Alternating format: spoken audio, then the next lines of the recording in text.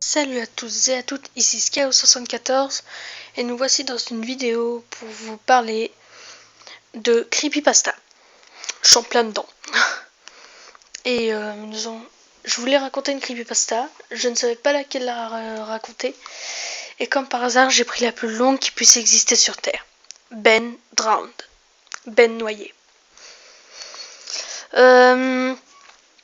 Comment dire, cette creepypasta parle d'un jeu hanté qui est Zelda Majora's Mask, qui est sur la console Nintendo 64. La creepypasta elle est longue et c'est assez long et tout. Et ça se passe sur le jeu, ça parle de Cleverbot même. Et ça se passe sur différents jours. Voilà. Je mets pas d'image ou de musique parce que pour moi une creepypasta c'est une histoire à raconter. C'est pas carrément mettre de la musique de fond et tout. Enfin voilà. Puis en plus c'est surtout parce que je peux pas faire de montage sur ordinateur. Parce que mon ordi est mort. Je l'ai peut-être pas dit, mais mon ordi il est en train de mourir, on va dire. RIP ordinateur. Et il est mort. Du coup, bon, on va commencer. Voilà. Allez. Post 1, 7 septembre 2010. Ok, j'ai besoin de votre aide. Ce n'est pas une creepypasta. C'est une longue lecture, mais je sens que ma sécurité et mon bien-être en dépendent. Ça parle d'un jeu vidéo, Majora's Mask. Et il y a eu de la merde la plus flippante que j'ai jamais eue de ma vie. En disant ça, j'avais récemment déménagé dans un campus, dans un lycée spécialisé en sophrologie, et un ami m'a donné sa vieille Nintendo 64. J'étais extatique. Au moins, j'allais pouvoir enfin jouer à des jeux de mon enfance que je n'avais jamais pu toucher depuis au moins une décennie. Sa Nintendo 64 est accompagnée d'une manette jaune et d'une vieille copie de Super Smash Bros. Et ça n'a pas pris long pour que je commence à m'ennuyer à force de vaincre l'ordi au niveau 9. Ce week-end, j'ai décidé de visiter le voisinage qui était à 20 minutes du campus. Et je tombais sur un vide-grenier, dans l'espoir de trouver l'occasion parfaite par des parents ignorants. Je finis par obtenir les cartouches de Pokémon Stadium, GoldenEye, yes, F0 et 2 manettes supplémentaires, le tout pour 2$. Satisfait, j'allais rentrer au campus quand une dernière maison attira mon attention.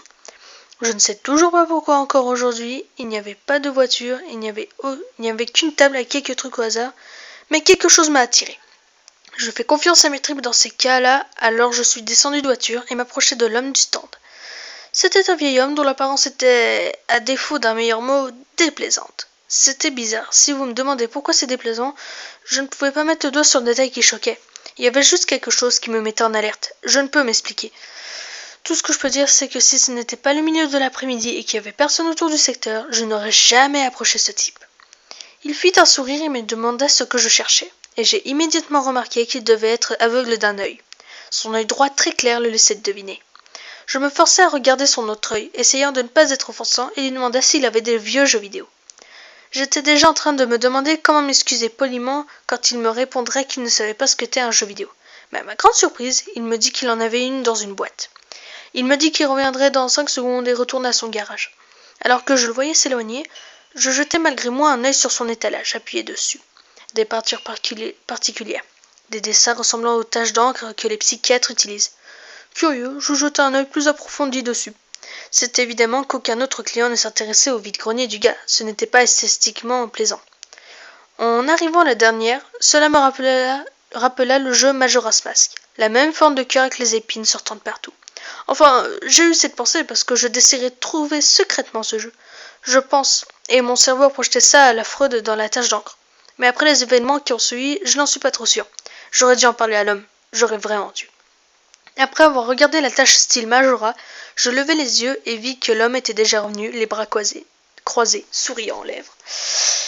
Je sursautai par réflexe et riais nerveusement alors qu'il me tendit une cartouche de Nintendo 64. Elle était grise, pas d'étiquette, mais on y avait écrit Majora au marqueur. Je sentis un nœud au ventre en réalisant la coïncidence et je demanda combien il en voulait. L'homme me sourit en me disant que je pouvais la prendre gratuitement et qu'il appartenait à un enfant de mon âge qui ne vivait plus. Il y avait de l'étrangeté dans la façon dont l'homme a formulé cette phrase, mais je n'y ai pas fait attention. J'étais trop heureux, non seulement d'avoir trouvé ce jeu, mais de l'avoir pour rien aussi. Je me souviens d'avoir été un peu sceptique car la cartouche ne semblait pas neuve et que la garantie était morte depuis sûrement des années. Mais mon optimisme me répondit que c'était sans doute une version bêta piratée et c'est tout ce qu'il fallait pour le 7e Celta. Je remerciai l'homme. Il me sourit et me dit « Goodbye, Ben », qui veut dire « au revoir ». Eh bien, au revoir. Du moins, c'est ce qui m'a semblé entendre. Alors que je revenais au campus, j'avais un doute persistant sur ce que cet homme avait dit. Mes peurs se sont confirmées lorsque j'ai démarré le jeu. À ma surprise, il fonctionnait à merveille, et il y avait une seule partie nommée Ben. Et Ben, au revoir? Il voulait dire au revoir Ben. Enfin, je me sentis mal pour le vieil homme. Sûrement un grand-parent devenu sénile, et pour une raison ou l'autre, je lui rappelais son petit-fils Ben. Par curiosité, je jetai un œil à la partie sauvegardée. Je restais bouche bée. Il était allé vraiment loin dans le jeu. Il avait presque tous les masques et 3 masques de boss sur les 4. Il avait aussi utilisé une statue de hibou pour sauvegarder. Il était au 3e jour au temple de pierre, et il ne restait plus qu'une heure environ avant que la lune ne s'écrase. Je me souviens d'avoir pensé que c'était honteux d'avoir été si loin dans le jeu sans l'avoir fini. Sur la sauvegarde vide, je créai une nouvelle partie nommée Link, par tradition, prêt à renouer avec mon enfance.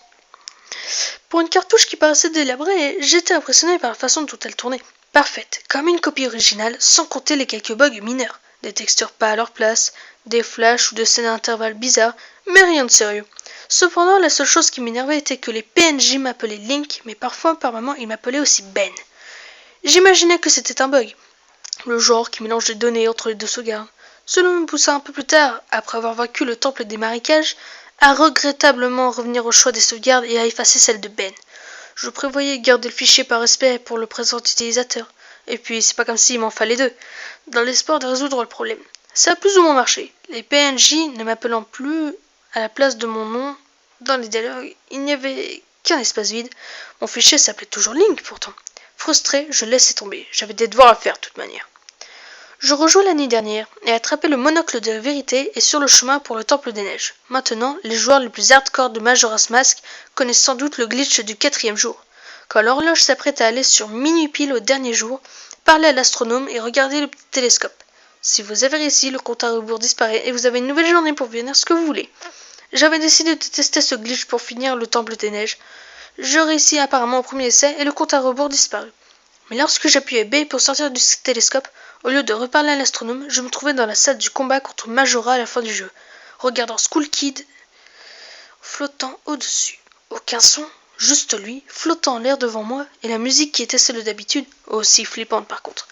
Immédiatement, je sentis mes mains devenir moites. C'était définitivement pas normal. Skull Kid n'est jamais apparu ici. J'essayais d'explorer la zone, et peu importe où j'allais, Skull Kid me regardait sans rien dire. Rien ne se passait en fait. Et ça dura environ 1 minute. Je pensais à un bug du jeu, mais je commençais à en douter. J'allais me lever pour atteindre le bouton reset quand le texte suivant apparut à l'écran. You're not sure why, but you apparently a reservation. Qui se traduit par vous ne savez pas pourquoi, mais il semble que vous ayez une réservation. Je reconnus immédiatement la ligne. On a ce message dans l'auberge lorsqu'on a la clé de la part dans le jeu. Mais pourquoi ce message-là? Je refusais d'entretenir la notion que c'était le jeu qui voulait communiquer avec moi. Je recommençais mon exploration, voir s'il n'y avait pas un quelconque déclencheur qui avait causé ce message, puis je réalisais ma stupidité. Penser que quelqu'un puisse reprogrammer le jeu ainsi était absurde.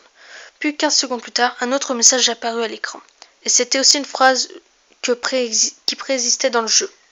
Go to the lair of the temple boss? Yes? No? Qui veut dire aller directement à la salle du boss du temple? Oui ou non?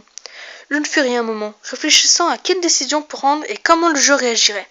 Quand je réalisais que je ne pouvais pas choisir non, prenant mon souffle, je choisis oui et l'écran fit un fondu en blanc avec les mots « Aube d'un nouveau jour »,« Down on the new day », avec le texte de dessous buggé. Je n'eus jamais aussi peur lorsque je vis la suite. La seule manière d'exprimer ce que j'ai ressenti était un sentiment de dépression inexplicable mais profonde. Je ne suis pas un dépressif, mais le sentiment que le jeu était inconnu pour moi, comme une présence tordue et puissante qui semblait se laver sur moi. J'apparus dans une sorte de boucle au crépuscule. Je sortais de la tour, comme normalement, quand on commence du jour 1, mais il n'y avait aucun PNJ. D'habitude, quand on fait le glitch du 4e jour, on voit toujours les gardes, le chien et tout ça. Là, il n'y avait personne. À la place, j'avais un sentiment désagréable